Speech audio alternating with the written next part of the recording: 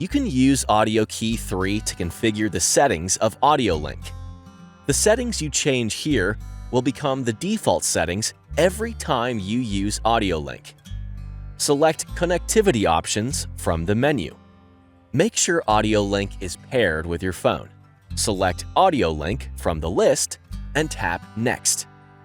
You can choose whether you want to hear sound from AudioLink only, or if you want to hear a mix of sound from AudioLink and your audio processor microphones. These selections also apply when you're streaming from a device connected to AudioLink via a cable, or when you're using AudioLink's remote microphone function.